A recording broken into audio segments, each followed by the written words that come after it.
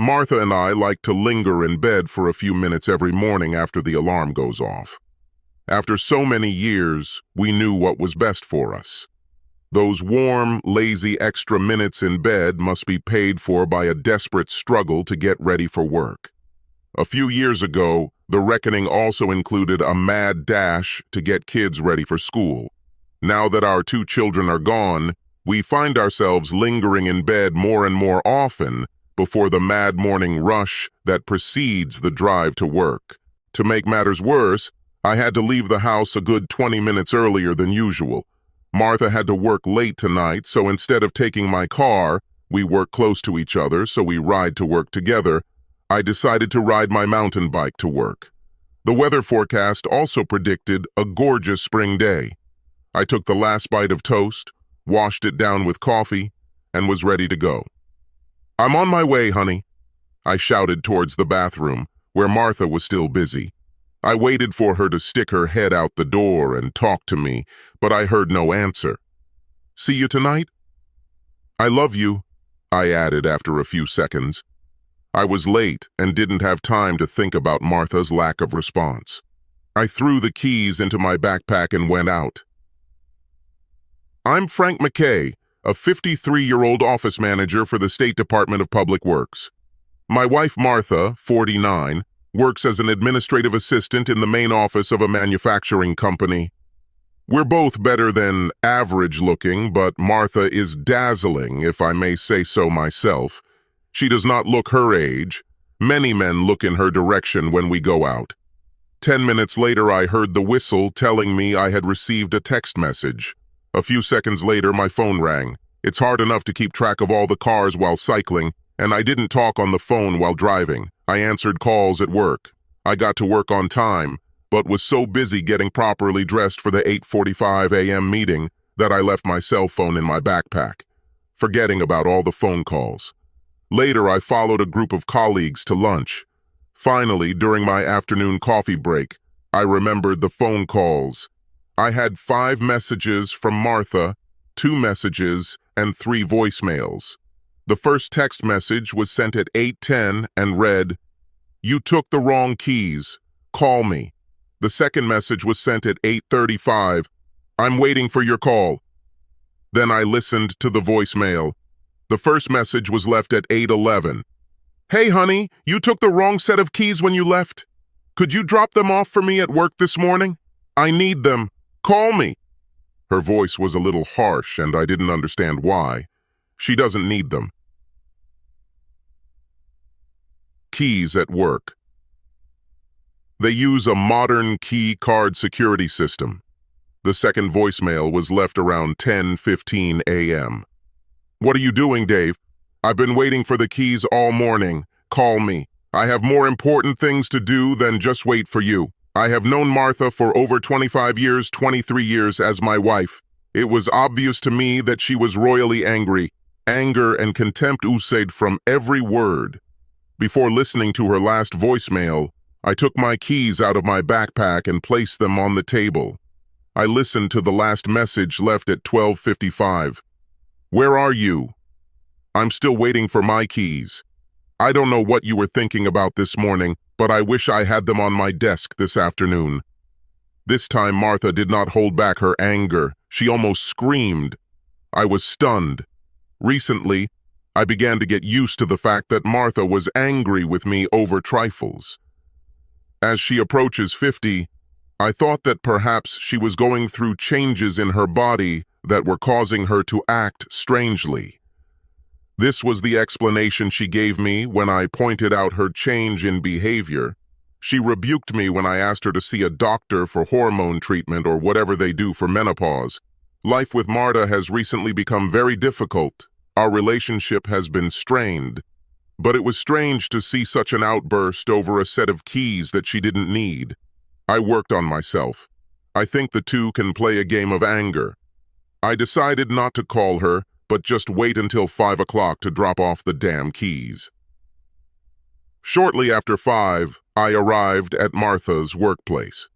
Surprise, surprise, I was just in time to see her pull out of the parking lot and head home. Despite the heavy traffic and the ability of my bike, I was never able to catch up with her. In any case, there was no use in doing this, since we were both returning home. I knew she would soon be out of heavy traffic and picking up a speed I couldn't match, so I decided to take my usual, more direct route to try and beat her home. A few minutes later, I was taken by surprise when I saw her car heading to another area of the city. This was an easier route for me. I can take a shortcut through the park, but definitely not the best route for Martha. She turned onto A street lined with two-story duplexes and parked at the curb. I became suspicious, so I slowed down, watching her from afar as she walked up the stairs and rang the doorbell, typing a text on her phone. Even from where I stood in front of my bike, I heard her message ring. She read the message, returned to her car, and drove away. What the hell happened? I asked myself. Marta, who had to work late, arrived at an unknown apartment. I grabbed the set of keys I was holding in my hands to take a closer look. I recognized her car keys and our house keys.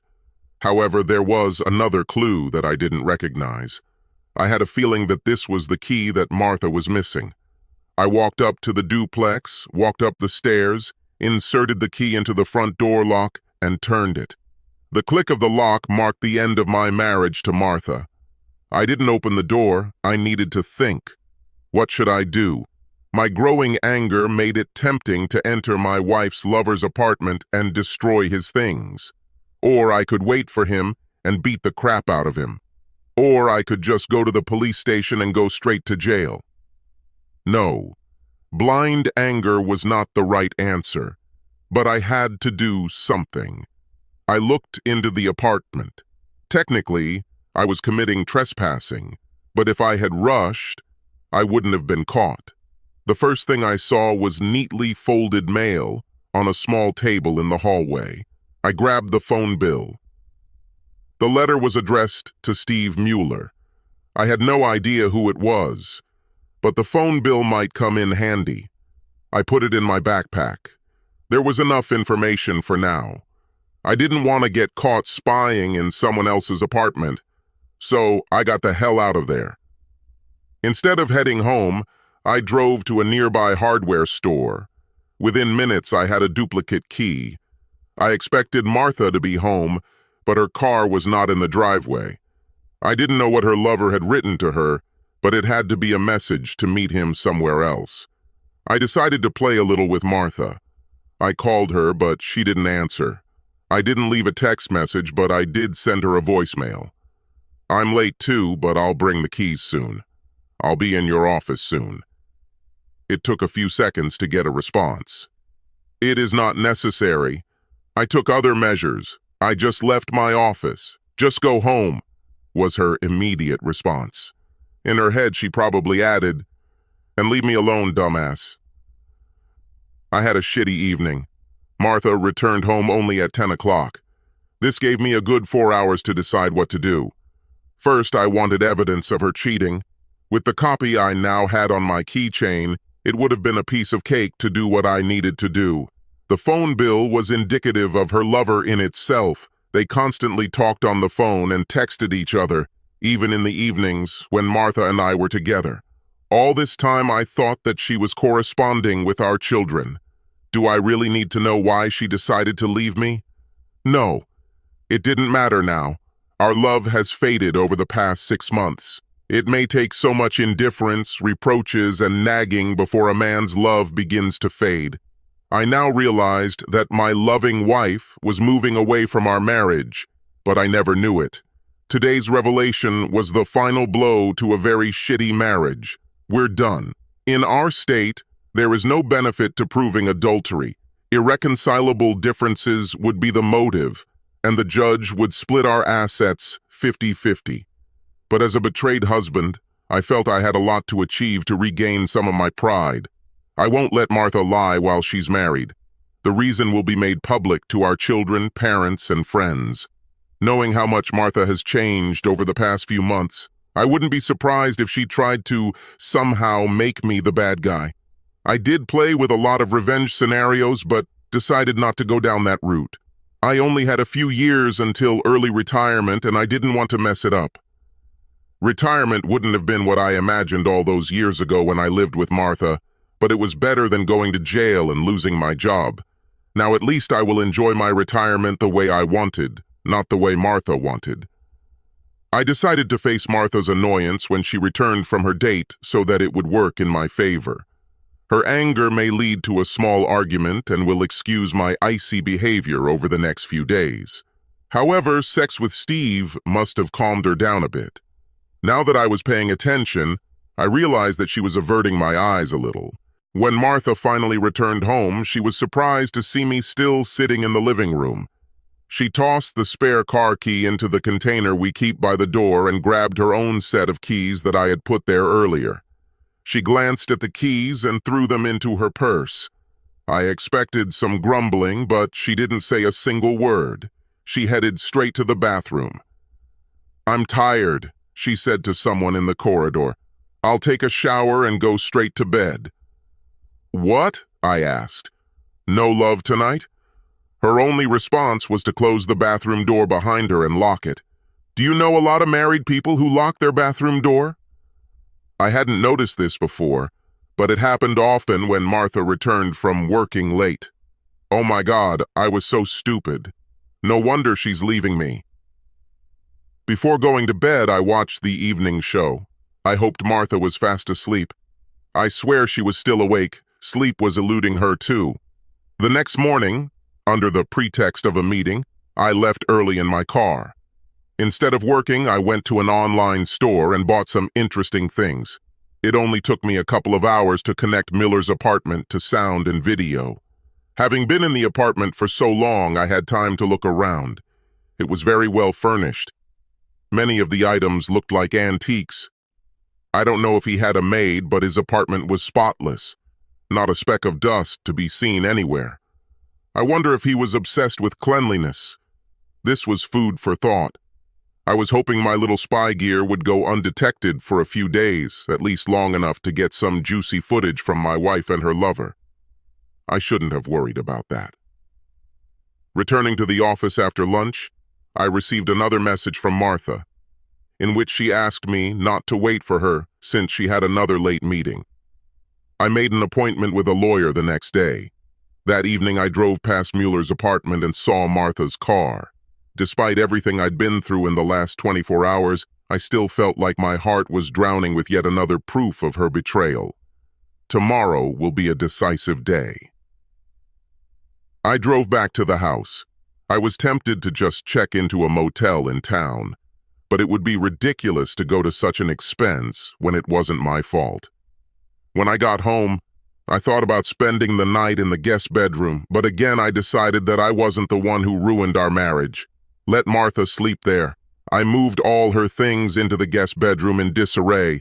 I would just grab whole drawers, dump them on the bed, and then take clothes off her side of the closet and throw them in there. Overall, a very calming activity. I felt better with every armful I carried into her room. When she returned home that evening, she looked worse than the night before. She had the post-sex look she might have after a 5-hour sex fest. And again, she was surprised to see me. She did not explain her lateness or appearance, as if she could explain the reason. I couldn't believe I could cause such pain. Knowing that the threat of divorce was looming over us, I grabbed her hand and dragged her towards the bedrooms. "What are you doing, Frank?" "You're hurting me," she whined. I forced myself to sound more confident than I felt. I knew I was minutes away from losing her. I had to act quickly. I had to control myself. "Shut up, bitch," I said loudly. It was so out of character for me to say things like I had hit her. Suddenly, the accusing looks I had been receiving for the past months were replaced by fear. But what kind of fear? Fear of violence or fear of exposure? I had no way of knowing and wasn't going to ask. I opened the guest bedroom so she could see her things stacked there. "Starting tonight, bitch," I said sharply. "Is it your room?" And I pushed her inside. "We are no longer husband and wife. Stay away from me." I warned her. In fact, it would be better if you just packed your things and left right now." Martha was irritated and angry. She struggled, trying to leave the room. "Oh, no, bastard! If any of us sleeps in the guest room, it's you," she said. "I broke my back taking care of the kids, you in the house. Show some respect or leave the house." Did I want to argue with her? "No!" I pushed her forcefully back into the guest room, surprising us both with the force of my action. "I'm giving you two options," I growled at her. "Either you sleep here until our divorce is final, or you go live with Steve Mueller right now." His name hit her like a karate chop. Despite her behavior in recent months, Martha still knew me better than anyone. She realized that I knew about her betrayal, and she knew that I had no forgiveness. She knew that I would never accept her back into my life, and we would not part as friends. Who wants to be friends with someone who stabbed you in the back? I could see in her eyes that she didn't expect to get caught, and she wasn't prepared for confrontation. Within seconds, I saw defeat written all over her face. She backed into the bedroom, took off her clothes, and sat on the bed. Tears slowly rolled down her cheeks. She said something that I didn't hear. "What?" I barked.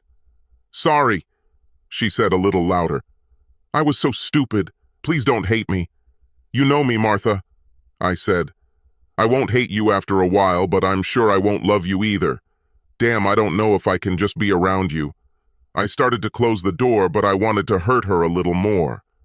"I'd rather do it quickly," I said decisively. "I would appreciate it if you left as soon as possible. Just sign the divorce papers you'll receive soon, and we'll never have to meet again." I closed the door, speaking to Martha one last time before the trial. The last sound I heard was her sobs. The next day, I picked up my spy equipment from Miller's apartment. Next stop was my lawyer. Since my demands were simple, he assured me that the divorce papers could be delivered within 2 days. I paid him an advance and left. I tried to get back to work, but it was more than useless. I finally explained my predicament to my boss, who told me to take a few days off. I drove home, but when I arrived, I saw Martha in the process of moving, and I parked down the street. From the video I watched, I recognized Steve Mueller helping her. I had the urge to beat him, but the extra 3 inches and 40 pounds he had against me made it more of a wish than a possibility. I left. Later that evening, I felt for the first time the real impact of Martha's betrayal. My anger disappeared, replaced by loneliness like I had never experienced. Divorce would have been more traumatic if our children were still living with us. What was a blessing was also a curse, as I had no one to turn to for comfort. My parents died, my brother and sister lived on the other side of the country. I decided to contact my 2 daughters. I was surprised to hear that Martha had not yet contacted them. She called and wrote to them constantly in college. I think it was easier for her to lie to me than to her children. A few weeks ago, if someone had asked me about proper behavior towards a cheated spouse, I would advocate prudence, keeping the peace, and respecting 23 years of devotion as a mother and wife. Now suffering, desperate for love or at least sympathy, I told my 2 daughters, Mandy and Tess. I felt good knowing that neither of them doubted me when I told them their mother cheated on me, left me for another man. For a moment, I thought they might have known about their mother, but they were very upset by the news, and I dismissed the thought. My barely controlled sobs also helped convince them. Their understanding was a great comfort to me. I made a big mistake that day. By the time I finished calling the kids, I had already drunk 1 full bottle of wine. I'm not a big drinker. Martha and I might drink 1 or 2 bottles of wine a week, and sometimes 6 bottles of beer. The mistake wasn't the drinking. It was alcohol-induced self-pity. When faced with failure, a man must take responsibility for such failure, but try as I might, I could not understand what I had done to push Martha away. My work has never been an obstacle to my family life. I didn't have to travel maybe once every 5 years for retraining. My overtime work was limited to a few fixed periods per year. To be honest, I've probably let myself go a little over the last few years since I turned 50, but I was in no way overweight or out of shape. Miller didn't seem much younger or in better shape than me. I wondered if he was a better lover, an area in which my knowledge was rather meager. I didn't have much experience before I met Martha, only 4 friends between the ages of 18 and 28, and Martha and I had a lot to learn together after we met. I don't think Martha abandoned me for social status either. His apartment did not seem outlandish. His pieces of furniture showed more than anything else, but he was not the father. We were probably in the same income group. As I curled up in the fetal position for the night, it occurred to me that there was no good reason why she left, only that I was who I was. Can you struggle with being yourself? Can I stop existing so that everything will be okay? My call the next morning came at about 10 o'clock. I picked up the phone without looking at the caller ID. "You son of a bitch!" Martha screamed. "You shouldn't have been so rude to Mandy and Tess." For a second I wanted to just hang up, but part of me wanted a confrontation so this whole nightmare could be put behind me. "How rude, honey?" I asked. "The fact that you cheated on me for months, or how you moved in with your lover? Or is it all of the above?" There was only silence. I hate silence. "Martha, there's a part of me that still loves you," I said. "I won't say whether it's my feminine part or my masculine part, maybe my stupid part, but there is one thing I will never do: lie to our family." "You won't dare," she begged.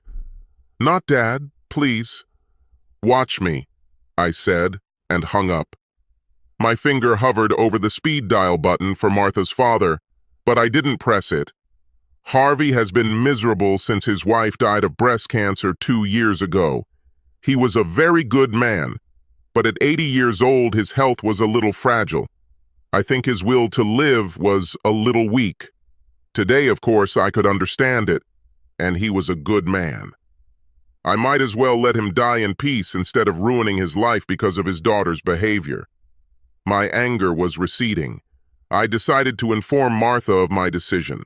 I took Muller's phone bill and dialed the number on it. A male voice answered. I hesitated for a second. "Martha McKay, please," I asked. There was silence on the line for a moment. I heard someone crying in the background, obviously Martha.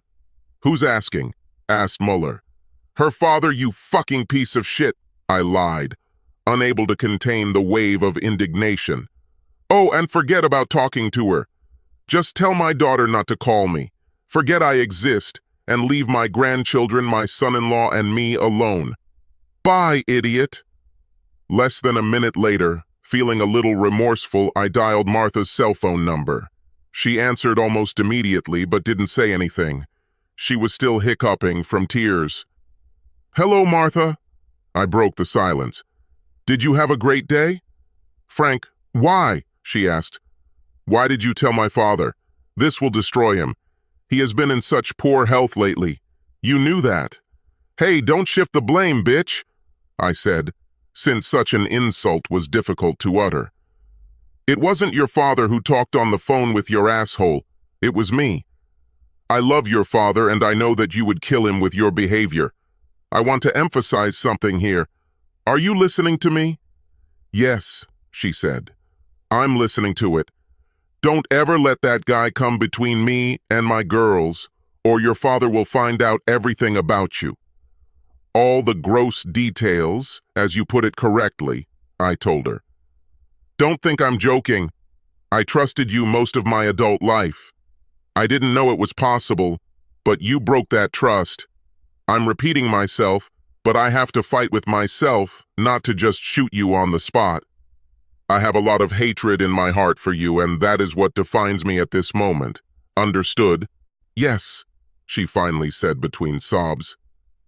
"Mark," she sobbed, "I'm really sorry. I never wanted this." "Me too," I answered, and he hung up. 6 months later, I received official papers declaring the official end of my marriage. I had recovered from my bout of depression, but there was still something missing in my life. I couldn't figure out what exactly. I dated a few women but didn't get very far. They probably found out that I had a lot of baggage. I had a one-night stand with a work friend who was divorced like me. Sex seemed empty without love and affection. We were just two adults desperate for relief, but it left me feeling worse alone than before. One evening, returning from work, I finally had an epiphany. After moving into my new apartment, we sold the house to split the proceeds. I said hello to a new friend who appeared 2 weeks ago. "Hello, Jack," I said, looking behind the door. I was reminiscing about my single days, naming the dust bunnies that accumulated everywhere in my home, mostly behind doors and under my bed. Jack stood at the front door while Roger and Bugs lived under the bed. I was almost ready to pick up the vacuum cleaner in the closet, embarrassed by the thought that Mueller would never have left his apartment in such a state. I realized that I still hated this guy. I also realized what was missing in my life was getting even with him and Martha. Of course, for a while, I thought a good beating was in order, but prison didn't appeal to me. I realized that I would never be able to move on unless I found at least a small measure of revenge. I spent the evening cleaning the apartment and thinking about revenge. Jack being sucked into the vacuum was a revelation. I had my own plan. The following Friday, I followed Martha and Miller to the pub. While they were inside, I installed a GPS tracker on his car. They sat down at a table, and I sat on a stool, from which I could watch Martha in the mirror behind the bar. A few minutes later, she noticed me and said something to Miller. He looked in my direction. I placed the bill on the counter and walked out of the bar, pretending to be unaware of their presence. I'm pretty sure he would recognize me by now. Over the next few weeks, I made several visits to Miller's apartment, monitoring his movements. He usually had a quick lunch at a restaurant near his work. One day I went there with a friend whom I instructed on what to say. We sat down at a table next to Mahler. We ordered lunch and started chatting. "So," my friend Terry asked, at my signal, "how lonely is life? Do you miss your ex?" "Well, it was difficult at first," I answered. "Martha really took me by surprise. She has always been a good liar throughout our life together, but she really led me astray on this matter." "What does a good liar mean?" my friend asked. "Did she lie a lot?" "Well, not often, but enough to recognize it as a personality flaw," I said. "For example, 3 years ago, her car was dirty, so she borrowed my car to go to a meeting. She returned in the evening with a large dent on the driver's door. She argued with me that this was the case in the morning when she took it. I washed the car the day before and knew full well that this was not the case. However, after 25 years, you learn to allow these things to happen to your wife." "How is your personal life?" asked Terry. "That's one of the good things about getting rid of that bitch," I said. "I have 2 friends with benefits, without any obligations, and at least 10 years younger than Martha. I'm very glad I got rid of it. You know the saying, once a cheater, always a cheater. But let's talk about something else. What do you think of Seahawks?" We ended lunch analyzing the Seahawks' chances of making it to the Super Bowl. The next day, again at 1 o'clock in the afternoon, I went to Mueller. These days I have started having late lunches. I took my checklist and read the remaining items, leaving the tap dripping. Check. Leave the ceiling fan on in the bathroom. Check. Move forks, spoons, and knives in their drawer. Check. Move a few pots and pans. Check. Take a red toothbrush, Martha's color all these years, and leave it on the sink. Check. I took the cup and placed it under the tap to wet it. I then took the cup and left it on the clean coffee table in the living room. After a few minutes, I was sure that she had left a mark on his antique table. Another day, I turned on the coffee pot, then turned on the ceiling fan again, sprinkled some cigarette ash at the base of the toilet. I also took a porcelain trinket from the living room, broke it in a paper bag, and left a small shard of ceramic on the floor. Everything was done within 1 month. I regretted that I no longer had spy equipment in my apartment to see how things were going between lovers. However, my children kept in touch with their mother. I never asked them about her, but they would occasionally drop tidbits of information. It was Mandy who first told me that things were a little tense between Martha and Muller. It's time to turn up the heat a little between the two lovers. One day, a friend tripped while walking past Muller and, accidentally, left a mark of lipstick on his shirt and blonde hair on his shoulder. Martha's hair was dark. The following week I went to Muller's apartment and left a pair of underwear among his underwear. We wear very different styles. I knew he was mine when he left work at lunchtime one day. I followed him to his apartment. He stopped, carefully walked up the stairs and entered his apartment. A minute later he left and returned to his workplace. Gotcha. The next day, I tore off a corner of the condom wrapper and left it on the floor by the bed. I pulled the blanket up, jumped up and down in the middle of the bed a little to disturb the sheets, and put the blanket back almost exactly the way it was. I also left imprints of 2 glasses on the coffee table, some ash in the toilet, and a running ceiling fan. I took another porcelain bauble, broke it, and threw it in the trash. I grabbed a rare bottle of wine from the shelf, chose the one with the most dust on it, opened it, poured it down the drain, and left the empty one in the trash. This was my grand finale. That evening, my phone rang. It was my youngest, Tess. "Daddy, Daddy, you have to do something," she screamed. "Everything for you, darling," I said. "Help, Mom," she said, barely holding back her sobs. "She's at the police station. This guy hit her and she called the police. She has nowhere to go. She doesn't want to go back there anymore. He's been getting pretty violent lately," and she said, "Hold on, darling." I interrupted her. "I'm not the person who can help your mother. I hate her to the core, and I have to admit that I really like what happens to her. Not the beating, but the complete fiasco with her boy toy. What's happening around—" "Dad," Tess begged. "She is my mother and she needs help." "Good, good. It's only because you ask," I said. "Don't expect me to do anything more than just pick her up and drop her off." "Thank you, Dad."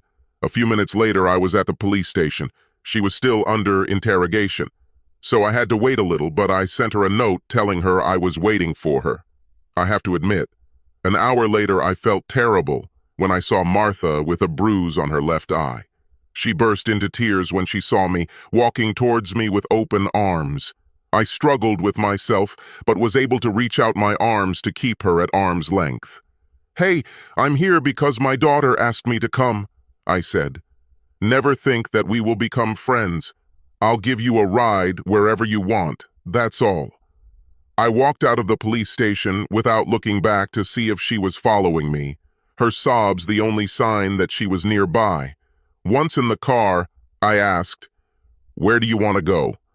"Home," she answered. Without saying a word, I drove to my destination.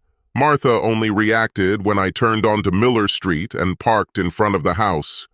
"I don't want to go there," she said, holding back tears. "Listen, Muller is in prison now. This leaves you plenty of time to pack your things and leave." She looked at me for a few seconds, then got out of the car and headed into the apartment. Soon she began taking out trash bags with her clothes. She didn't take much when she left me, so she finished it quickly. As soon as she finished, we left. A few minutes later, she asked where we were going. I heard the fear in her voice. "We're going to see your father," I told her. "You said you wanted to go home. You have no other home." We drove in silence for a few more minutes. Her father lives far away in the suburbs. "I didn't have the opportunity to apologize to you," Martha said, breaking the silence. "I regret what I did. I was stupid and you caught me cheating. I accept it. But I never stopped loving you. I just forgot what it meant for a while. I didn't even want to live with Steve. We had little in common. I want to tell you that I'm sorry for hurting you." I didn't answer. There was nothing to say. Could I have said, "It's no big deal"? In any case, Could I tell her that I forgive her? That would be a lie, since I still resented the way she ruined our marriage.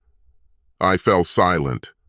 I think my silence hurt her more than any rant I could have made to let her know how much she had hurt me.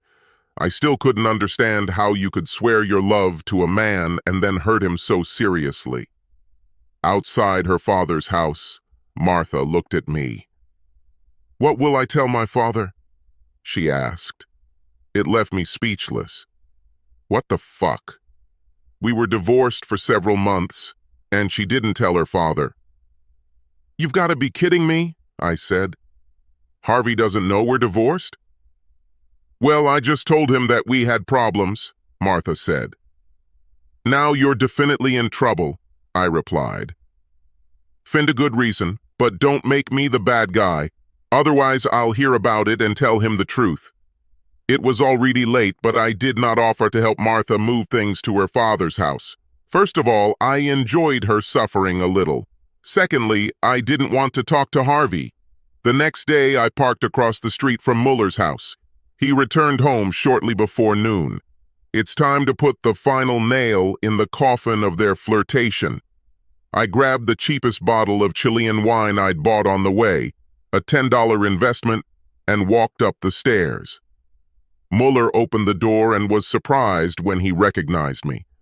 "Hello," I said. "We've never met, but I'm Frank McKay, Martha Sharp's ex-husband. I offered him a bottle of wine and he took it. Here, take this so you know I'm not a freeloader." "This will replace the other bottle of wine I threw away," I said. Then I reached into my pocket and pulled out a key, the key to his apartment. I gave it to him.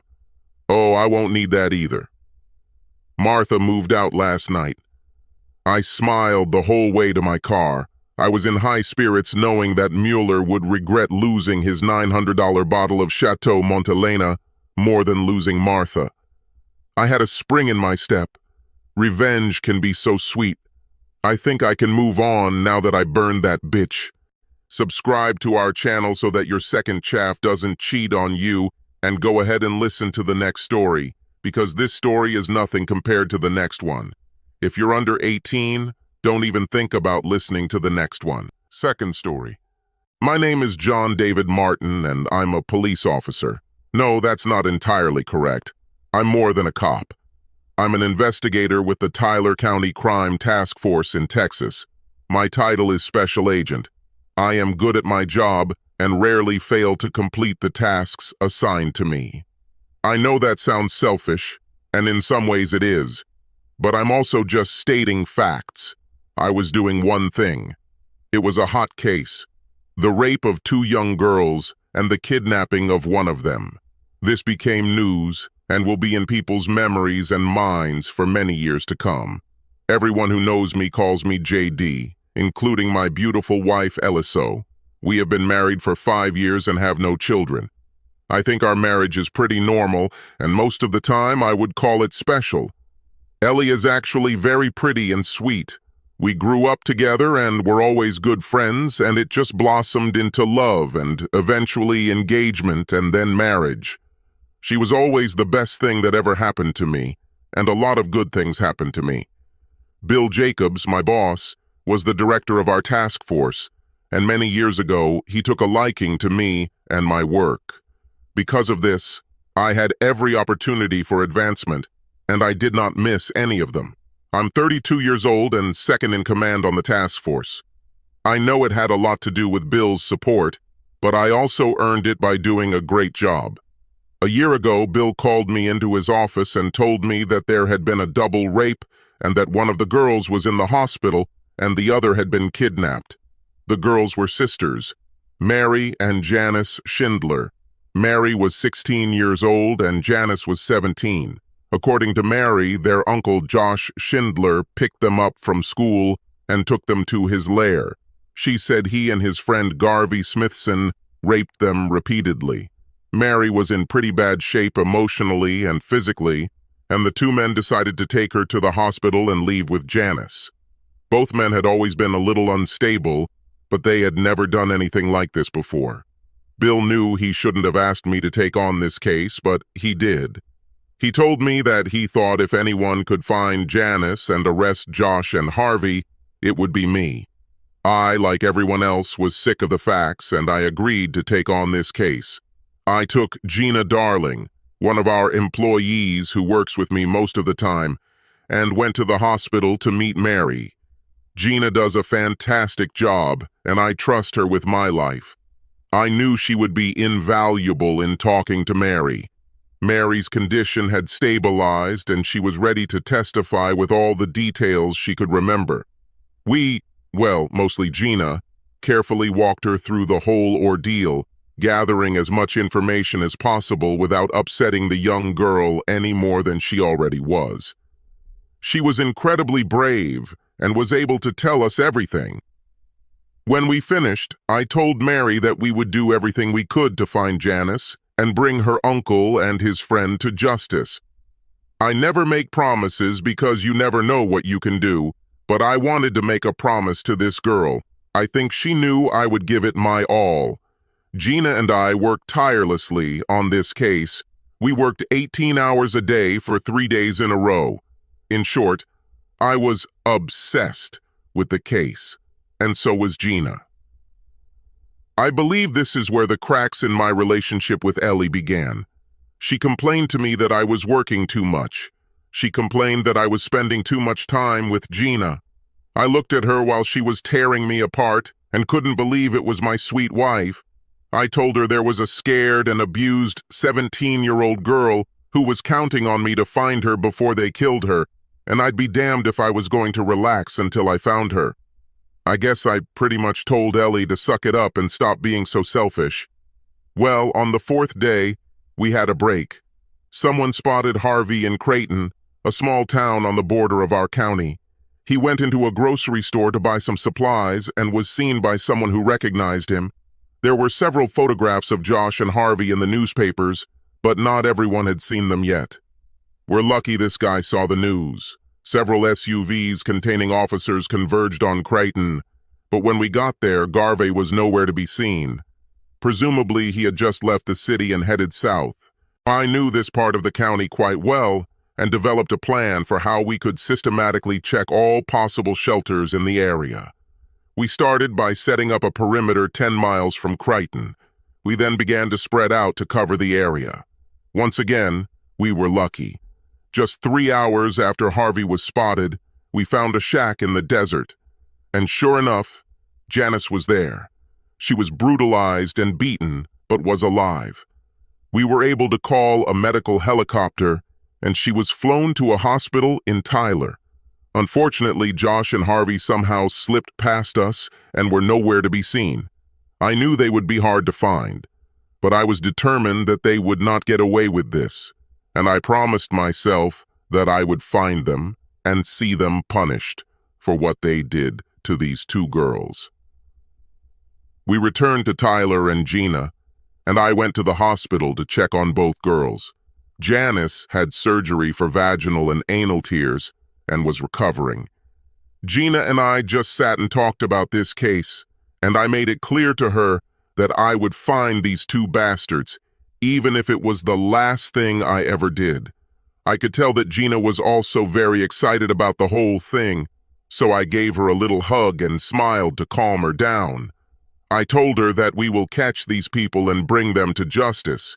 When we had a chance to go inside and talk to Janice, she told us that her Uncle Josh and Garvey had decided to leave her there and were going to go to the hard places, as they put it. She thought she heard them say something about South Texas, but she wasn't sure. Apart from the details of the rape and abduction, she could not have been more helpful in locating the 2 men. We were overjoyed that both girls were safe and that they would recover soon. I knew they would need extensive counseling and ongoing support from their friends and family, but I was confident that they would be okay. On the last day of that week, I promised them that I would find their uncle and his friend and bring them here. I know, I shouldn't have promised them, but I was confident that I would succeed. I think that's where the story really begins. I was still obsessed with finding these 2 men. I don't apologize for this, but it's true. I spent most of my time working on this case. I followed leads that others thought were cold. I wanted justice, and I didn't want to break my promise to Mary and Janice. Needless to say, the situation got worse at home. Ellie kept telling me that it was stupid of me to work so hard on this case. Both girls were found and both got better. I kept telling her that bringing Josh and Garvey to justice would help in the ultimate healing of these two teenagers, and she kept telling me that I should leave it at that. I worked on this case for 5 weeks, and our relationship became more and more strained every day. Then we caught our latest break in this case. It was Tuesday morning when I was informed that the bastards had been arrested in Lake Charles, Los Angeles on a DUI charge the night before, and the arresting officer was the cousin of the police chief in Beaumont, Texas. I've been in contact with the Beaumont police chief, Manny Grayson, numerous times over the last 5 weeks because I've been following up on leads down south. He let me know that they were in custody in Lake Charles and would be held for the maximum number of days to give us time to consider extradition. In 2 days, all the extradition paperwork for the 2 men from Louisiana to Texas was processed, and I made arrangements to pick them up on Friday. Me and Gina were going to go to Lake Charles and bring the prisoners back to Texas. I figured the trip would take me about 5 hours each way, so I planned to leave around 4 a.m. so we could pick up Josh and Garvey by 10 a.m. and be back in Tyler before 5 p.m.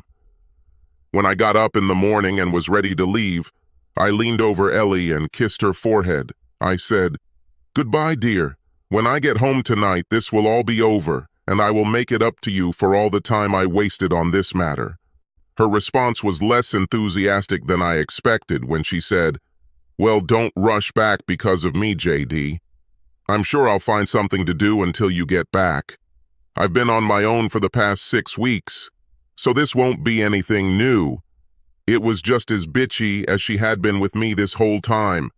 Now I knew I wasn't paying enough attention to her, but I thought she knew how much I loved her and that it was just a temporary thing. I thought she would be overjoyed, but all I heard was sarcasm. I knew I would have to do a lot to make it up to her, and I was more than willing to do it. I missed her too, but this case was very important for those girls, for our city, and for me. I would make it up to her. When I left the house, I was in full gear. I had everything I needed to bring these idiots back to justice with the death penalty. I arranged for Gina to come with me, as I knew this was something special for her too. So I stopped at the police station and picked her up as we had agreed in advance. We drove in silence for about 2 hours, both thinking about our own thoughts about the events of the past day. I looked at her a couple of times and she was deep in thought, so I didn't say anything. Suddenly the silence was broken by the ringing of our phone. Gina took it and listened for a minute, then handed it to me saying, "This is the boss." "This is JD, I said. "What happened, Chief?" "JD, slow down so we can talk," he replied. I found a place to pull off the road, and Bill told me that Louisiana had lifted its extradition order. Apparently, an enterprising assistant district attorney had thought to do a DNA comparison between Josh and Garvey and had obtained information about an unsolved rape and murder 8 months earlier. Since they had a murder along with a rape, it was decided that Louisiana would prosecute first, and therefore we would not be able to take them with us to Texas. Although Gina and I were not happy that we did not get justice in our own jurisdiction, we both understood that their case had the greatest potential for the death penalty. In Texas, because there was no murder, we could probably only give them life sentences. We reluctantly agreed to leave the current charge to Louisiana. We didn't really have a choice. They had these bastards, but we didn't. However, I spoke with Manny on the phone to be sure that he would inform the Louisiana court system that the two should be held without bail, as they were clearly flight risks and were facing additional criminal charges in Texas. He assured me that he would contact his cousin and that they would not be released. When all the talking was over, We turned around and headed back to Tyler. Bill told us to take some time off since there were no pressing investigations going on now that Josh and Harvey were in custody. On the way back, we stopped for breakfast and I dropped Gina off at her house around 11 a.m. and headed home. When I returned home and opened the garage door, someone else's car was parked in my space. I know there's always an unfamiliar car parked outside the poor guy's house, but it was true. It was a bright red Mustang, and I thought I knew whose it was. It was one Billy Marconi, the local badass. I, of course, had a very bad feeling in the pit of my stomach, and even before I entered the house, I felt the rage building within me. I knew what I would find, and I knew I wouldn't like it.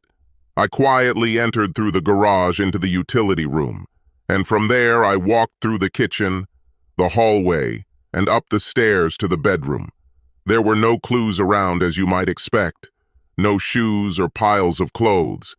But as I walked up the stairs, I heard them in the master bedroom. Oh God, Billy, you satisfy me so well. Each time seems to be better than the last, Ellie moaned. Do you like my hot man tool, Ellie? It's better than your asshole husband, isn't it? Answered Billy. Oh God, yes, Billy. You know how to make me feel like a complete slut, and I love it. JD loves me, and he would never make me feel like a slut, but I love it when you use me. Just fuck me, she said intermittently. As I walked down the hall to the bedroom, I could feel the blood pounding in my head, and I knew I was pretty much out of my mind. I reached for my gun and was about to pull it out of the holster when my hand caught the taser that every officer carries when transporting prisoners. It was probably good that my hand touched it, because there is no telling what I would have done with the gun. When I looked into the room, I saw Ellie's ass and Billy had it from behind. I quietly entered the room with a stun gun in my hand, was able to stand right behind him and hit him right in the ass and genitals. He fell like a stone onto Ellie's back, and when she threw him off of her, I hit her too. Once they were both passed out, I took out one set of handcuffs and handcuffed Ellie to our bed. There was no way she could get away from me or stop me from doing what I was about to do to Billy. I then handcuffed Billy and dragged him by his feet from the bedroom down the hallway to the basement door. I think he hit his head a couple of times rolling down the stairs, but I really didn't care. I handcuffed him, wrapped his arms around one of the support beams, blindfolded him, and gagged him. By this time, he was starting to come around again, and I let him. You completely lost your mind when you decided to have sex with a policeman's wife. I'll be back to take care of you a little later, Billy. Don't go anywhere. I told him with an evil laugh before I hit him with the taser again. I returned to the bedroom and sat on the chair next to the bed. Ellie was crying quietly, and my heart hurt. But at that moment, my anger at what I had discovered was stronger than my compassion. I took out a stun gun and placed it on the bed in full view of her. Allison, I said, I have a few questions for you, and you better answer them honestly. If you don't answer honestly, I will use the stun gun on you over and over again until I find out the truth. I'll know it's true if you and Billy give me the same answers. So here are the questions I asked her. How long have you and Billy been having sex? How many times have you been together? Where did you meet to have sex? Does anyone else know that you had sex with Billy? Do you like sex with him more than with me? These were her answers. Today is the only time I had sex with Billy. Just this time. Only here this one time. Nobody else knows. And no JD sex with him was better than with you. Only I already heard her say, each time seems to be better than the last time. And, oh God, yes, Billy, you know how to make me feel like a complete slut, and I love it. JD loves me, and he would never make me feel like a slut. But I love it when you use me. Just fuck me. So I knew she was lying to me, and I told her so. Allison, these answers are not true. I warned you what lying to me would lead to. I raised the stun gun and gave her a full charge again. When she came to her senses, I told her, I'm going to talk to Billy, so while I'm gone, You better think about the right answers. I'll be back. I took my stun gun with me and headed to the basement. I knew almost exactly what would happen when I asked Billy the same questions.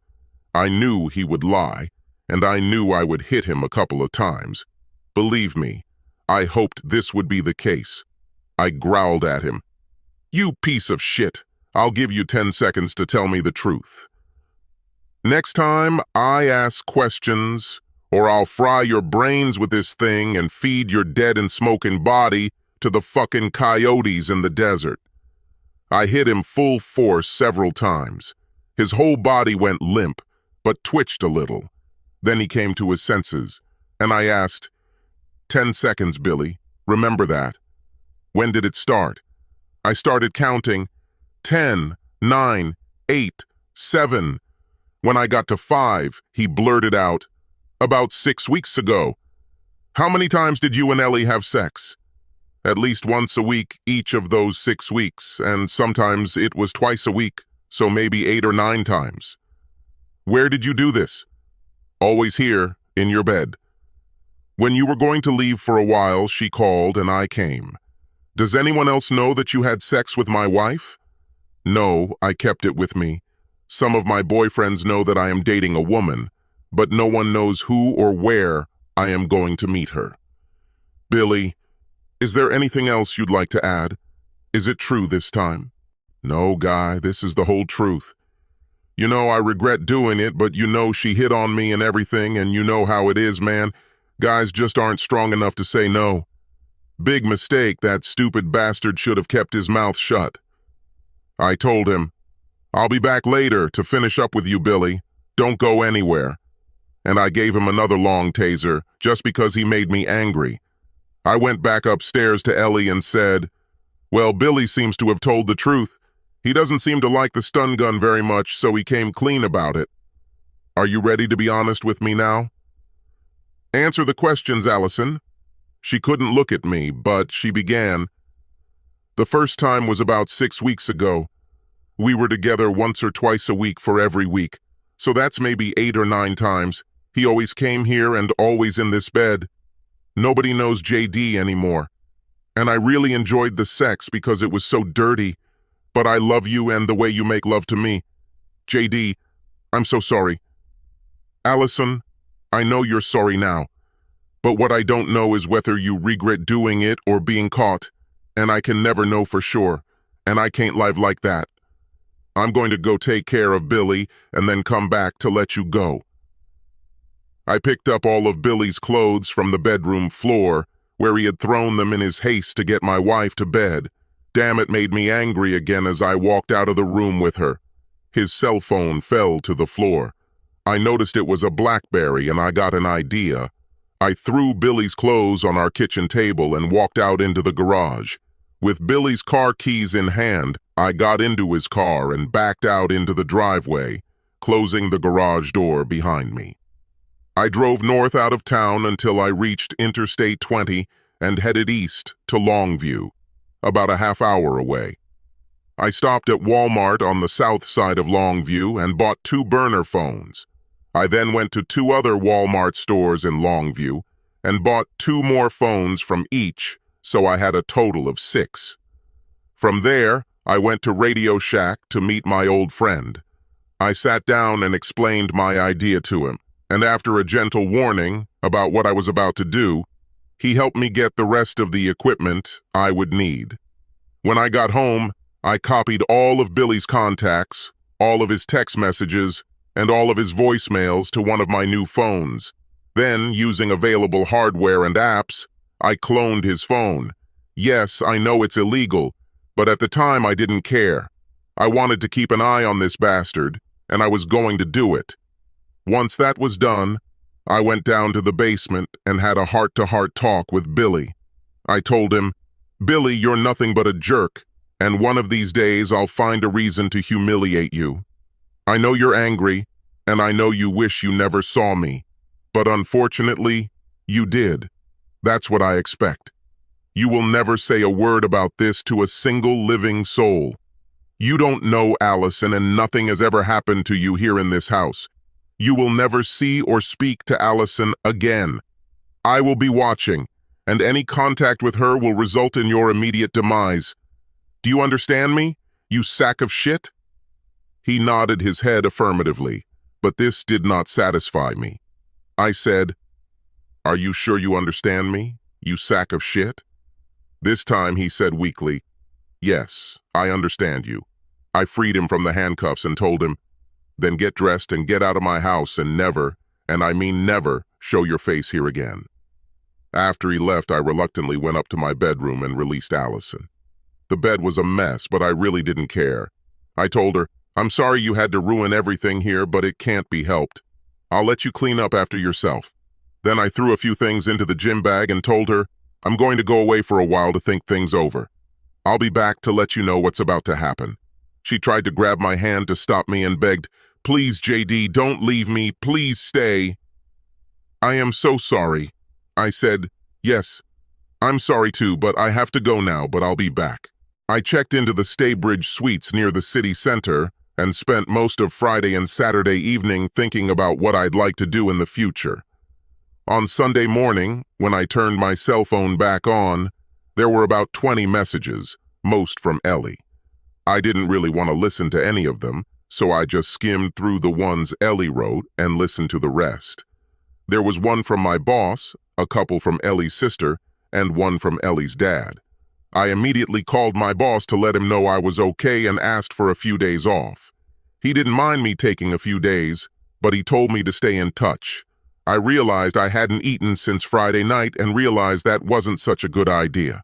I went down to the hotel restaurant and ate a decent breakfast. I spent the rest of the day fishing at Tyler State Park. I caught a few nice bass on a jig and a worm, but didn't keep any of them. It's better to let them grow and let someone else have the fun of catching them. By lunchtime, I was tired and hot, so I headed back to Staybridge, showered, and then went out for dinner. Having decided to myself what I wanted to do, I went to bed and slept very well indeed. It was Monday, and I had spent the entire morning and most of the afternoon getting a few things done before returning home. It was around 7 p.m. when I walked into the house for the first time since I left on Friday night. Ellie was sitting at the kitchen table with a cup of coffee. On the way home, I stopped to grab a couple of sandwiches and some chips, so I placed them on the table in front of us. She looked at them and then at me and said, "I'm really not hungry, JD." "I know you've probably lost your appetite," I said, "but you should really try to eat a little. After you eat, we'll talk." She reluctantly took the sandwich and took a bite. I think that first bite whetted her appetite, so she ate greedily until she had eaten the entire sandwich and all the chips. When she finished, she looked at me and smiled, but then burst into tears. "Oh, JD, I'm so sorry," she said, and she began to sob uncontrollably. When she finally calmed down, she went through the entire scam checklist. 1. It didn't mean anything to me, it was just sex. 2. I love you and never intended to hurt you. 3. I was going to end it. 4. Part of the blame lies with you because you were so obsessed and I was lonely, and so on and so on. When she finished, I asked, "Are you finished yet? I know who, when, and why, so nothing else matters to me. None of your statements mean shit to me. It was sex, but with someone other than me, so you shouldn't have done it. If you love me and didn't mean to hurt me, you shouldn't have done it. And yes, of course you were going to end it, maybe someday. And finally, if you were lonely, why didn't you spend time with your father and sister? No, you needed to find that bastard so you wouldn't feel alone. And it was my fault? My effort and obsession, as you put it, was to apprehend the kidnappers and rapists, and it turns out they were also murderers. I would say that my efforts were not an obsession, but dedication to duty and public safety." I continued, "Allison, I have no idea who you are anymore. The woman I married would never do what you did. She would never allow herself to be treated the way Billy treated you, and she would never think so badly of me that she would betray me the way you did. I have no idea where the woman I married is now, but I'm sure she's gone forever. I'm sure I'll never be able to get her back. It's too late for that. I'm also afraid that the man you married no longer exists either. I used to believe that if you did the right things in life, everything would be fine. I've lived my whole life by this principle, and look where it got me. I don't believe it anymore. I don't think it matters what we do anymore. So the man you married is gone, too. Ellie kept crying while I told her all this. I know it was hard for her to hear, but at the same time, it was true. It all came to me over the weekend as I struggled to figure out who I would be now. Oh, I knew, but I wasn't going to tell anyone about it. So, Allison, I said, I'm leaving. I put the folder with papers on the table. These are divorce papers. Let me tell you what's in them. First of all, you have something that I want back. My great-grandmother's engagement ring that I gave you, I want it back. This is part of my family history, and I want to keep it in my family. I'm sorry to ask because I really thought we could pass it on to a daughter or son someday, but that won't happen to you anymore, so I want it back. Oh God. Her sobs doubled in intensity, but I continued. Please give me the ring now. She looked at me pleadingly, but I just shook my head, and she reluctantly took it off her finger and handed it to me. Secondly, Allison, I continued, you know that I receive money from my family foundation. Some of it is in our accounts with our investments and savings, and I don't want you to have any of it.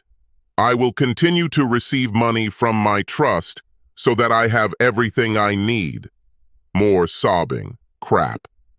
I intend to keep 100% of my pension, I added. Since your IRA account has almost the same amount, I see no reason to share my pension in any way. Finally, I said, home. As you know, the house does not belong to us. This is also part of my family trust and will continue to be so. This trust was created long before you and I were married and will be considered premarital property. You have no legal right to the house or to any family trust. But that's why I'm giving you most of our money and investments. They are approximately equal in cost to a house. Besides, you, of course, must leave this house within a week from today. I give you a week to find another place to live and remove all your things. Again, there are household items that were part of the family trust that I expect you to keep when you leave. You can guess what will happen if you don't do this. Of course, her sobs started again. So, Allison, I sighed, that's all. This is my proposal. This is in no way negotiable. Have your lawyer look at the papers. Sign them or don't sign them. I really don't care. Anyway, I'm leaving. In any case, I will no longer be your husband. Our marriage is over, either legally sealed or practically, but it is over. If you sign the papers, give them to my lawyer, and he will complete the process.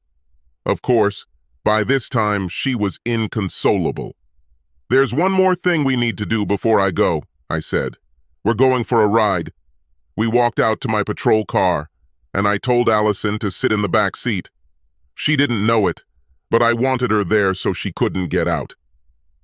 By this time, it was around 9 p.m., and the city's nightlife was starting to bustle as usual.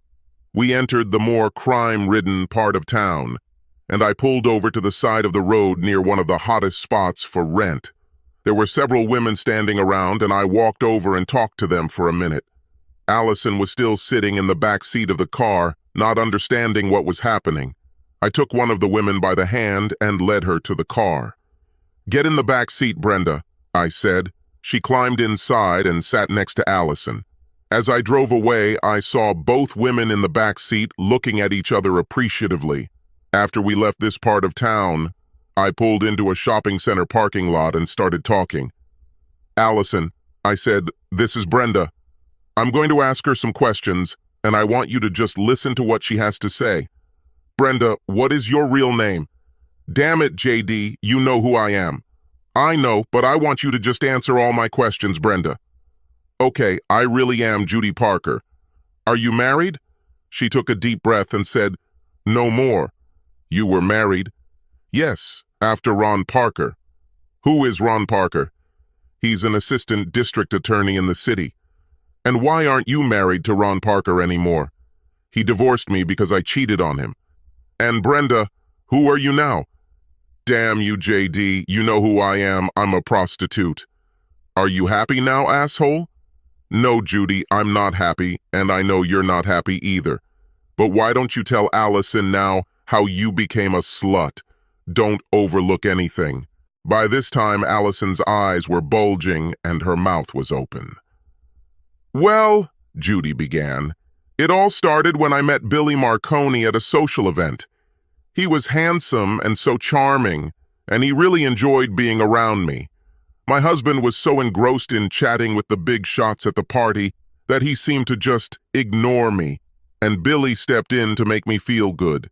We drank a few drinks together, and before I knew it, we were already on the patio, and he was already caressing my ass and breasts.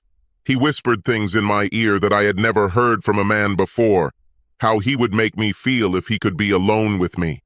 I was vulnerable, and he took full advantage of it, but of course I didn't know that at the time. Before we went back inside, we agreed to have lunch the next day at the Carlton Hotel restaurant. Of course you know what happened.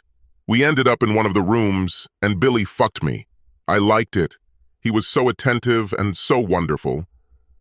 This began a long journey to where I am now.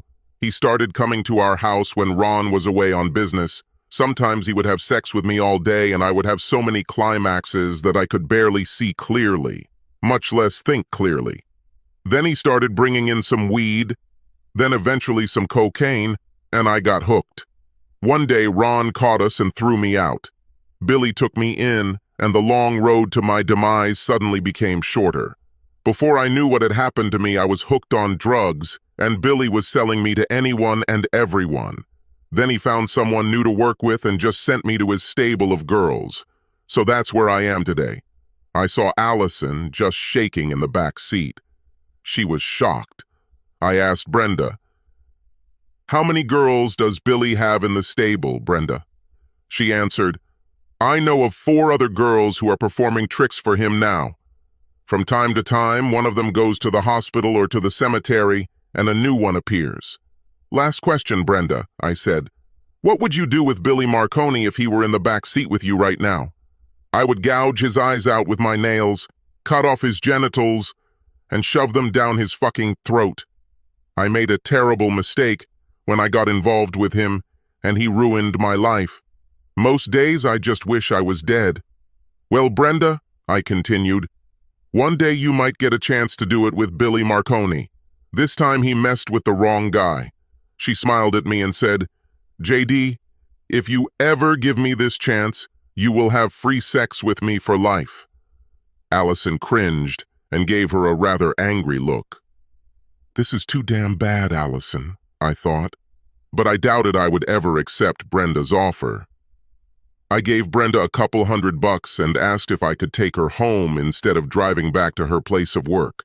She thought it might be a good idea, so we went to her house. After we dropped Brenda off, I drove Ellie back to the house. We sat in the patrol car for a few minutes before I let her out and made my closing speech. Allison, I still refuse to call her Allie ever again. So now you see what a slippery slope you started on. You can see how you came so close to flushing your life down the drain. You can see where your actions led. I did this last kind thing for you because I love the woman I married and because I don't want her to become another Brenda. We're done, but you don't have to be another Brenda. Take control of your life and be who you are meant to be. Build yourself a good life. She started to say something, but I silenced her. Allison, I have nothing more to tell you. It's too late to say anything. From now on, your future is completely in your own hands. Goodbye. Now get out of the car. I opened the door to let her out, got back into the car, and drove away. My new life was about to begin, but that would have to wait. Subscribe to our channel so that your second chaff doesn't cheat on you And go ahead and listen to the next story, because this story is nothing compared to the next one. If you're under 18, don't even think about listening to the next one. Third story. Bill Trebelov stood frozen and helpless as he watched his beloved wife cling warmly to their next-door neighbor, Roger. Emily smiled so radiantly that she seemed to glow from within. She wore a light yellow dress that left little to the imagination. Her slender body fit perfectly into Roger's arms, as if they were two pieces of a puzzle. They laughed, surrounded by friends and neighbors with familiar but strangely indistinguishable faces. Roger whispered something in Emily's ear, and it made her giggle like a little girl. She playfully slapped him on the shoulder and then stood on her tiptoes to kiss him. Bill opened his mouth to scream, but couldn't say a word. He struggled to breathe. It seemed to him that he was underwater. He began to panic and felt his chest tighten and his pulse quicken. Roger looked him straight in the eye and acknowledged his presence with a wicked smile. He winked and kissed Emily again, right there, in front of all their friends and neighbors. This time, when he kissed her, his tongue protruded grotesquely from his mouth, and his hands boldly explored her body. He lifted the hem of Emily's dress, exposing her bare buttocks to the warm summer air, and squeezed her firm ass with his well-groomed hands. She responded with playful coos and returned his kiss with wanton lust. Roger broke their kiss and looked back at Bill. This time his smile turned into laughter. He pointed his finger at Bill, and all heads turned to follow his direction. The surrounding audience burst into raucous laughter. Some laughed so hard they spilled their drinks. Even Emily couldn't hide her laughter behind her graceful hand. Bill followed the crowd's gaze and lowered his head. He was naked, completely naked. He walked up wild-eyed and gasping for air.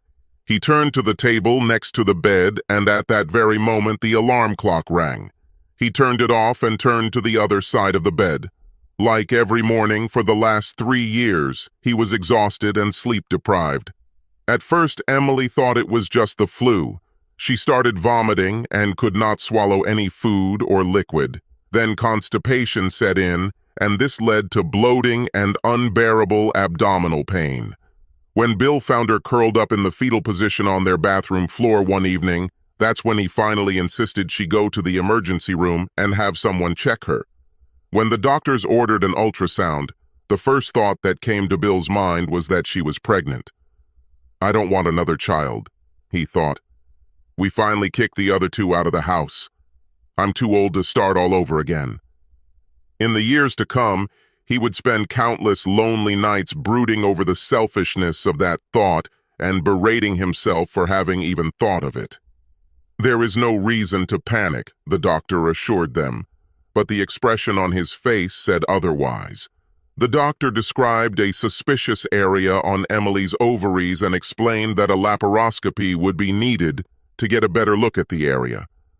Although his insides clenched with worry, Bill maintained a calm demeanor and insisted that there was no reason to worry.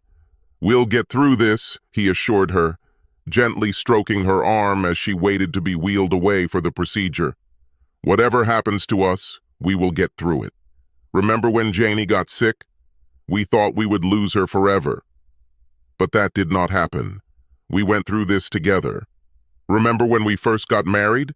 We lived in this shitty little apartment in this rundown neighborhood? Emily smiled bravely at him. We didn't have a penny. And then I made it even worse by getting pregnant. Yeah, well, I guess I had something to do with it too, he replied with a smile. And you were worried that we wouldn't have enough money to raise the child. But I told you that everything would be fine. I told you I take classes in the evenings, and I will make enough money so that you don't have to work and you can stay home and raise our child. Eventually, I would make enough money that we could move to a nicer place. And we did it, she said, squeezing his hand and looking at him with sparkling eyes. You worked so hard and provided for our family so well. I couldn't have asked for a better husband and father to our children. Well, don't talk like it's all over. We still have a lot to do. I'm scared, Bill. I'm scared too, Em. But we will get through this. I promise.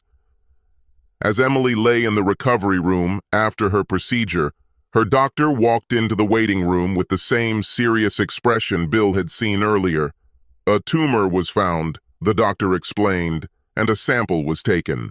The results would be known soon, and there was still hope that it was benign. However, given her symptoms, the doctor added bluntly, you should prepare for the worst. Bill wandered down the corridor. The floor barely felt under his feet, and the walls became foggy and colorless. Emotions overwhelmed him so suddenly that he was not prepared for it. He quickly turned into the nearest toilet, entered the stall farthest from the entrance, locked the door, and collapsed on the floor. He was taught to believe that real men don't cry. But for the first time in his adult life, he cried like a child. Ovarian cancer. 4th stage. It seemed like an impossible diagnosis. Cruel joke. Just a few days before she was admitted to the hospital, Emily was as happy and healthy as ever. How could the disease develop so much in such a short period of time? Bill refused to accept this diagnosis. He told his wife they would seek a second opinion. If this opinion were the same, then they would be looking for a third and fourth. No matter how many doctors it takes, they will find someone who has the courage to make a more optimistic diagnosis. Bill, I love you, Emily said, smiling. But darling, you need to face the truth.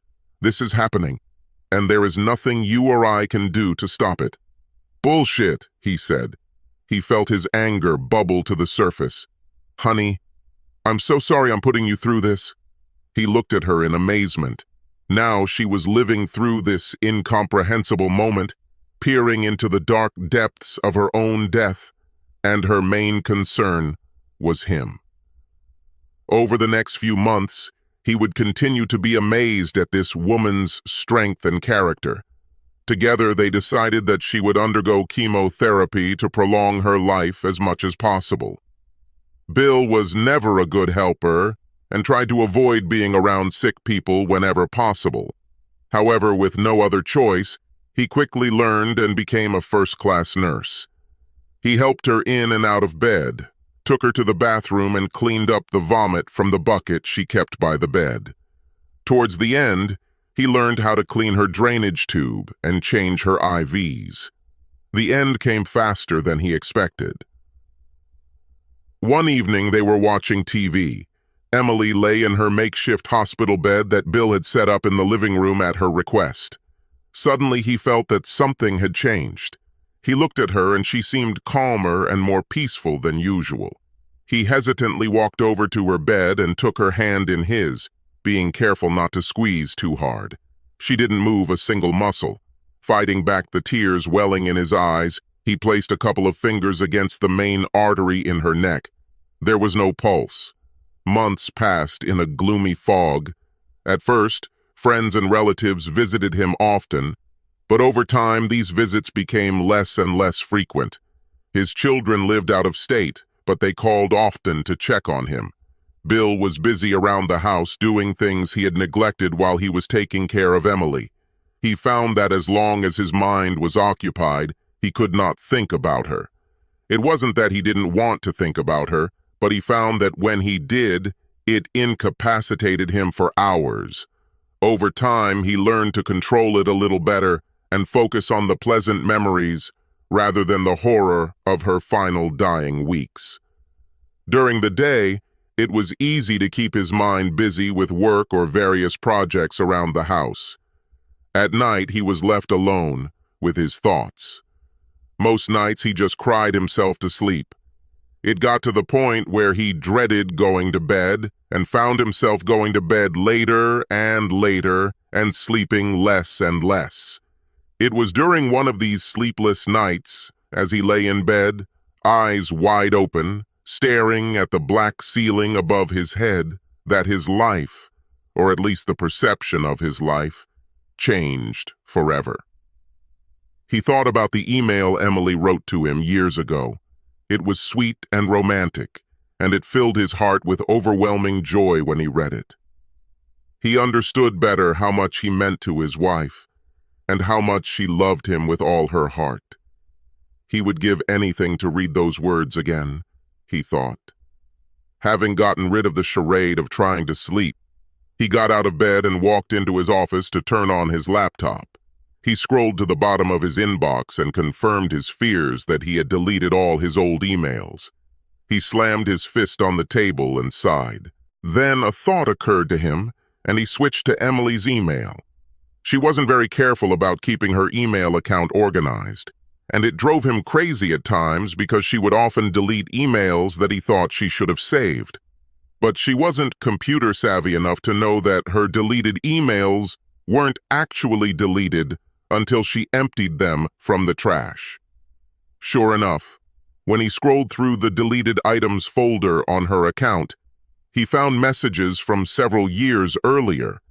He remembered that the email she sent him was written about 5 years ago, and he went through the messages from that year, one by one. He paused when he discovered a message from their next-door neighbor, Roger. It was entitled, "About Last Night," and dated July 5th. He seemed to remember attending a 4th of July barbecue in the neighborhood that year. In fact, this was the last year that he and Emily went to this annual event. With a curious look on his face, Bill clicked on the email, and it opened. "Hi, Emily. I just want to say that I really enjoyed last night. I've wanted to do this for years. Sorry we were interrupted. If you ever want to finish what we started, you know where I live. Roger. P.S. Don't worry about Phil. I talked to him, and he's not going to tell anyone." "What the hell?" Bill muttered under his breath. What did Roger mean? What did he enjoy doing? What had he wanted to do for years? What did he mean by finishing what they started?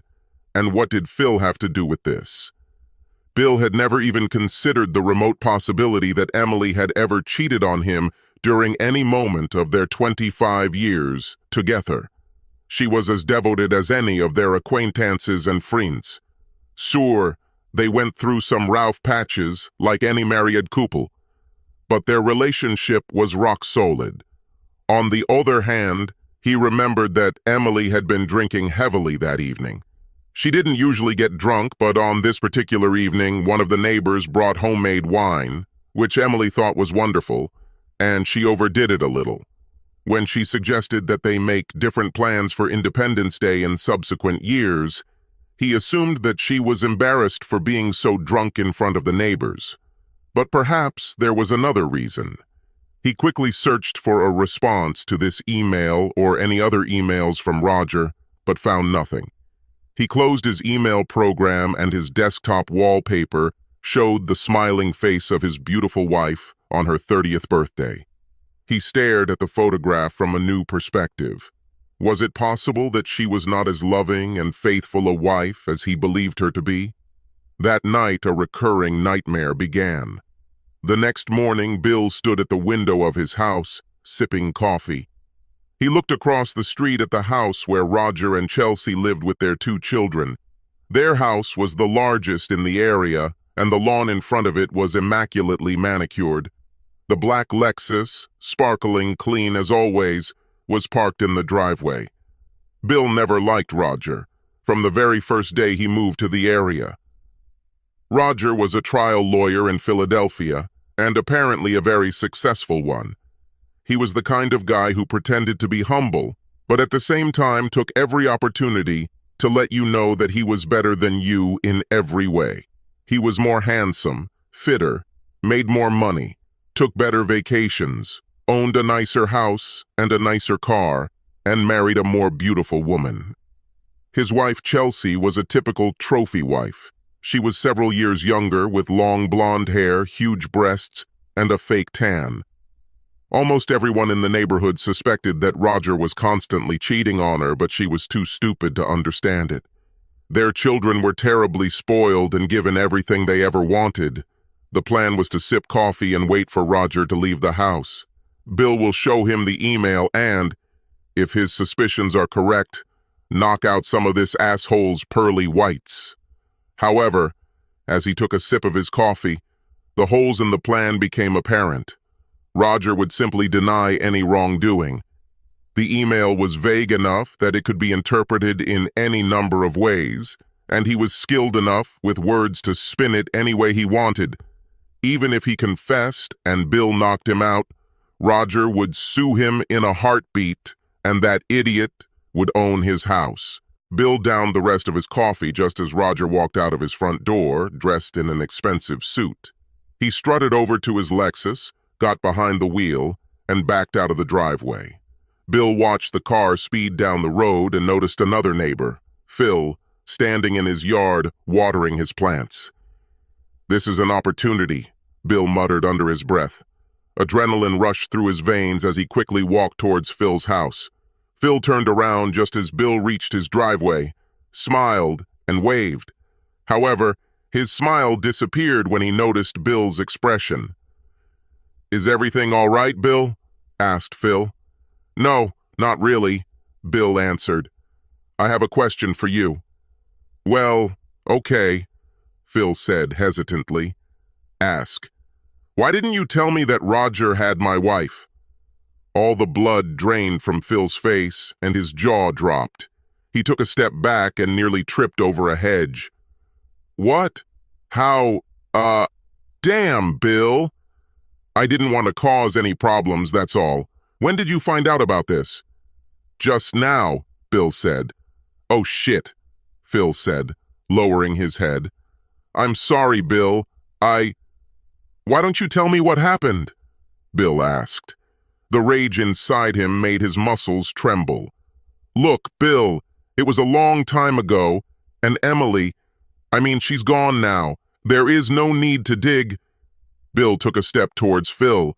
His eyes pierced right through him, and he looked into his face furiously, clenching his fists. "Tell me what happened, right now." Okay, Phil said, raising his hands in defense. "But I really think you're making a mistake by digging into this." Bill stood still and waited patiently as Phil took a deep breath and fidgeted nervously. He looked like he was about to throw up. "It was at a 4th of July party a few years ago," he began. "Do you remember what it was in that house at the other end of the block? Well, I didn't want to walk all that way, so I went there. Later that night, I went out to get some things from my car, and that's when I saw some movement in Roger's car." "What did you see, Phil?" At first I wasn't sure, but as I got closer, I also heard some noise. I looked out the back window, and that's when I saw them. Roger and Emily." "What were they doing, Phil?" Bill asked. The veins on his forehead were bulging and his eyes were burning. "Come on, dude. You know what they did? I'm not going to spell it out." "I need to hear the words, Phil." "They had sex," Phil said too loudly. He looked around quickly and then spoke more quietly. "She was kinda lying in the back seat and he was on top, you know." Bill's hands involuntarily clenched into fists again, and he felt an irresistible urge to hit the nearest object. Phil must have read his mind. "Hey man, you asked for it," he said, still raising his hands. "I didn't want to tell you." "Yes, you are a real friend." Bill spat. "You hid this from me for 5 years. I didn't think it would benefit anyone. It's not my place to interfere. I know Roger chatted to you a little after that. Let me guess. He offered you free services from his law office in exchange for your silence." "Oh my God, Bill, who do you take me for?" "You know what, Phil?" Bill said, retreating. "I don't know. I don't know what kind of person you are anymore." Emily knelt down and ran her hands down the front of Roger's khaki shorts. She unzipped his fly and reached inside, removing his manly tool. She smiled and cooed. She purred. "Is that all for me?" She began to work on his male instrument, giving caresses. While Emily continued to please him, Roger raised the imported beer in Bill's direction and nodded. The other neighbors turned to face him, all with the same sly grins. The nightmares always ended the same way. All the neighbors laughed and pointed at Bill as he stood naked and frozen in place. How many neighbors were privy to this secret? How many of them laughed at him behind his back, just like they did in his dreams? Everything he thought he knew about his wife and his marriage was a lie. She was nothing more than a dirty, cheating slut, and their marriage was a complete sham. That juicy letter she wrote to him, which he had cherished all these years, was simply an admission of guilt. How could she love him so much and value their marriage so much when she could spread her legs for a fucking asshole like Roger? How many others has she done this for? Bill stared at the house across the street with its perfect lawn. Of course, Roger had nothing to do with the state of this lawn. He hired someone to trim it and fertilize it. This man has never done a single hard job in his entire life. How righteous would it be to go there right now and dump a bunch of rock salt on that lawn? Maybe write the word scam in huge letters so everyone in the neighborhood knows who this sack of crap really is. White-hot rage flared within him. He grabbed the nearest object, symbolically a frame with a photograph of Emily, and threw it at the wall, breaking it into pieces. He looked around the room for anything else to throw and was disgusted when he saw pictures and reminders of Emily everywhere. He went down to the basement and emerged with a large container, which he filled with all the objects he found that reminded him of her. He stuffed the container into the closet and slammed the door. Breathing heavily, he sank into his favorite deep chair and opened a bottle of beer. Revenge replaced grief as his new consuming obsession. Roger simply could not be allowed to get away with what he did. He deserved his punishment, and Bill would be the one to inflict it. Roger needed to know what it was like to be humiliated. He needs to get over the loss, like Bill did. He deserved to lose his wife, his home, his children, and his beloved car. Everything that mattered to him had to be wrested from him. It took Bill several days to come up with a plan. It took several more to find the right woman to carry out this plan. Once he found her, he met her at a cafe to make sure she fit the bill and that she was willing and able to follow orders. Money was no object, and he paid her generously. After days of planning, the day of reckoning finally arrived. With his heart pounding, Bill knocked on the door of the house across the street. Chelsea responded, looking puzzled. "What happened, Bill?" she asked sweetly. "It's okay," Bill said, "but I need you to come with me. I need to show you something." "What's the matter?" she asked, looking worried. "This is something very important to you," he explained. "That's all I can say right now. Just come with me, please." She continued to question him as they drove the short distance to the country club, but Bill was adamant in his refusal to answer her questions. He almost felt sorry for her. However, she deserved to know the truth just as much as he did. He pulled into the parking lot of a country club, and Chelsea suddenly panicked. "Why are we here?" she asked. "Is there something wrong with Roger? Do you know he's playing golf here today?" "Yes, I know," Bill answered calmly. He looked at the time on the dashboard.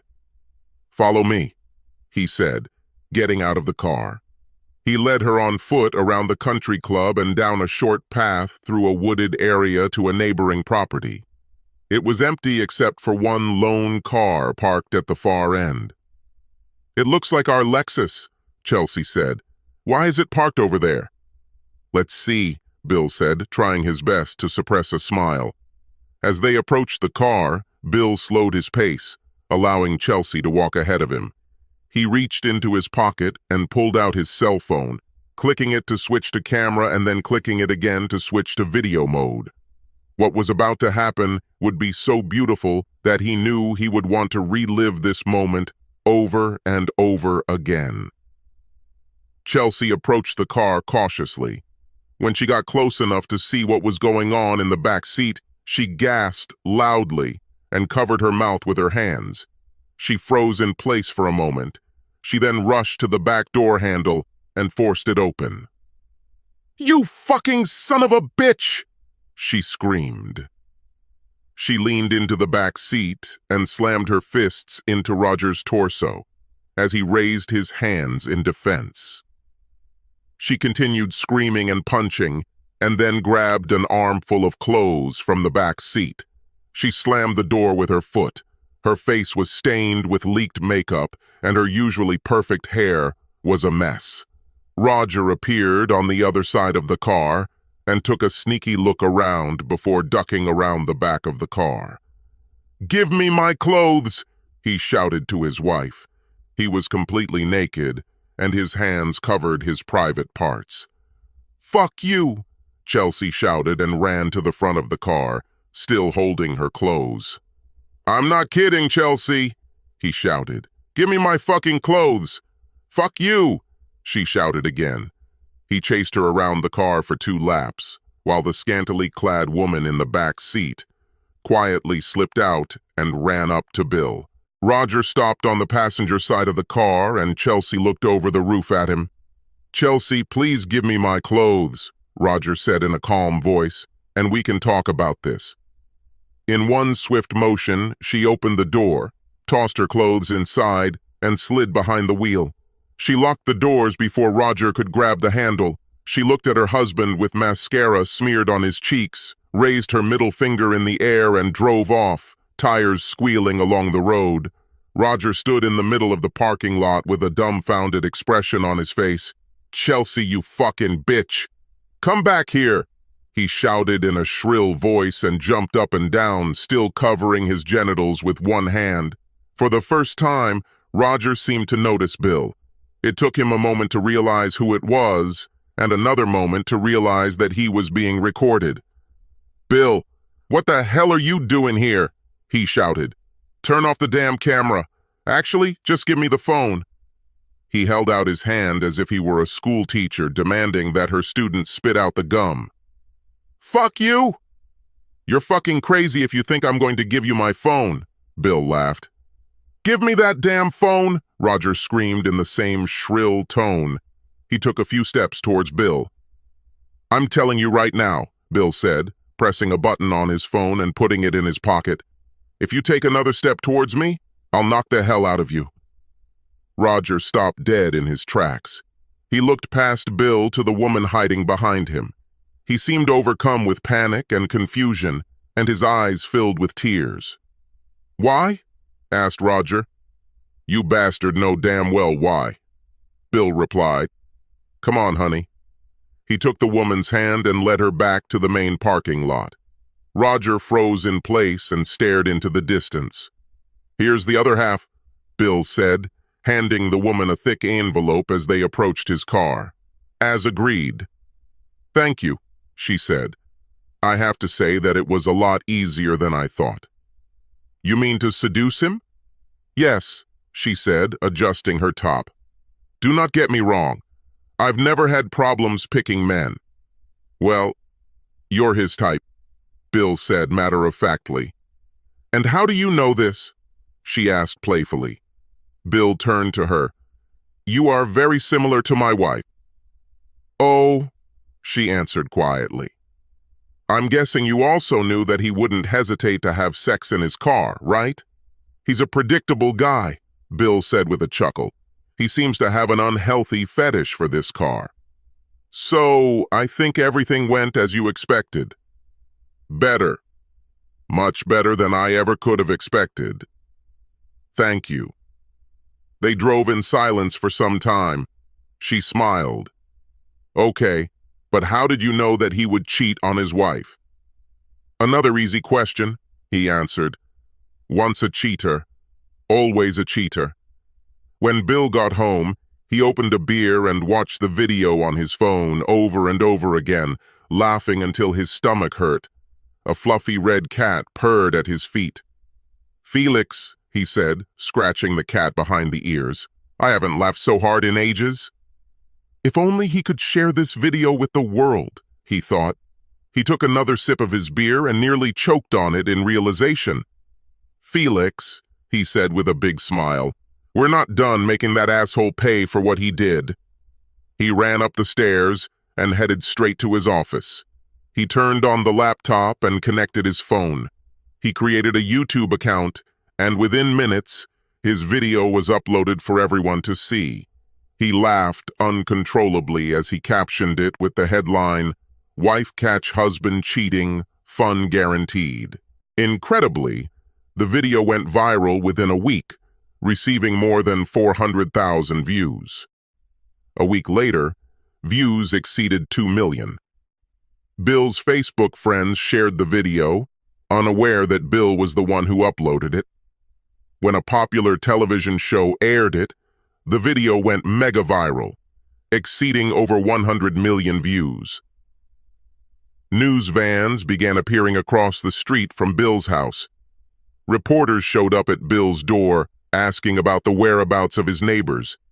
People began creating parody videos, making fun of Roger's high-pitched voice and setting it to music. One of these videos also went viral, further increasing views. Roger was forced to resign from his law firm. He became too notorious and recognizable for juries to take seriously. Soon after, Chelsea filed for divorce. She ended up with a house, children, and, in a delightfully righteous twist, a car. Rumors circulated around the area that she smashed the car with a sledgehammer and then sold it for scrap. Bill watched the whole thing with stunned detachment. Justice prevailed, and he did not regret what he had done. In his opinion, now he and Roger were even, and yet he felt a cold and bitter emptiness inside him. He wasn't sure why he still felt this way until he heard a knock on the door. It was a cold winter day, and he had just added a log to the fire when he heard an unexpected visitor at his door. When he opened the door, he was shocked to see Marilyn standing there. She was Emily's best friend. They had been friends since elementary school. He hasn't seen her since the funeral. "Marilyn," he said, standing in the doorway with a confused look, "what are you doing here?" "Hi, Bill," she said with an awkward smile. "Can I come in?" "Of course," he said. They shared an awkward moment of hesitation and then hugged each other. He led her to the chairs in front of the fireplace. "Can I get you something to drink?" "No, thank you," she said. "I won't stay long." He stared into her eyes, puzzled. "What can I do for you?" "Well," she said, "I saw the video on the internet." She pointed towards Roger's old house across the street. "I'm almost sure the whole world saw this video." Bill laughed. "I have a feeling that you published it," she said. "Really?" he asked. "What?" "I just have a feeling, that's all," she interrupted. "I talked to Phil." She let the words sink in and looked at him meaningfully. Bill shifted uncomfortably in his chair. "So what?" he asked. The expression on his face was stone cold. "He told me that, you know," she continued. "And I'm here because I made a promise to Emily. I made this promise just before she died. She told me that if you ever find out what happened, to give it to you." Bill watched intently as Marilyn reached into her coat pocket and pulled out an envelope. On it, in Emily's handwriting, was written one word, Bill. Marilyn handed it to him and he stared at it impassively. Several moments passed and neither of them moved a muscle. All that could be heard was the crackling of the fireplace and the ticking of the clock. Without warning, Bill snatched the envelope from Marilyn's hands and threw it into the fire. Marilyn rushed to the fireplace and tried to pull it out, but Bill grabbed her hand. "What did you do?" she screamed, eyes wide and mouth agape. "Now we're even," he said calmly. "Your dying wife wrote you this letter," she said. "How could you just throw it away like that? What do you mean you're even?" "I never had the opportunity to confront her," he stated in the same calm tone, "and now she'll never have the chance to explain." But you have to hear her side of the story." "Damn her fucking version of this story," he shouted, causing Marilyn to recoil. What could she say to explain herself? "I'm really sorry. Isn't it what you think? It didn't mean anything to me? Was it just a mistake? Was it just sex? Was I drunk? Yeah, well, that's it. Marilyn sat in silence for a minute. Stunned, she stared at him as he paced around the room. "She never meant to hurt you," she said quietly. "You were the love of her life. You know it." "I don't know anything else," he shouted. "It was all a lie. Our whole marriage was a lie." "No, it wasn't like that," Marilyn screamed, jumping to her feet. "She loved you, damn it. And yes, it was a mistake." "People make mistakes, Bill. She drank too much, was not thinking well, and made a mistake. This one mistake doesn't mean your entire marriage was a sham, and it doesn't mean she never loved you." "Yes. Well, for me it is." Marilyn stared at him, but he refused to look at her. She looked around the room and saw empty shelves and tables where family photographs had once stood. She shook her head and sighed. "Bill, I'm going to tell you something, and I want you to listen." Finally, he looked at her. His eyes filled with tears, and he swallowed hard. Forgiveness is not a sign of weakness. It is a sign of strength. It's not about the person who harmed you, it's about you. It's not about letting someone off the hook.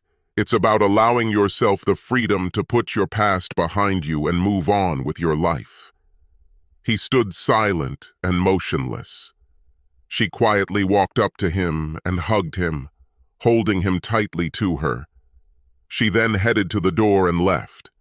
It was spring when Bill heard a knock on his door again. Marilyn stood on the porch, smiling curiously. "Are you going somewhere?" she asked, pointing to a truck loaded with items in the driveway. A sign on the front lawn said the house had been sold. "I'm just collecting the last of my things," Bill said with a smile. "Come in."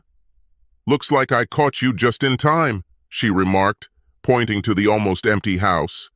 "I just happened to be in the neighborhood, saw the sign and the loaded truck, and put two and two together."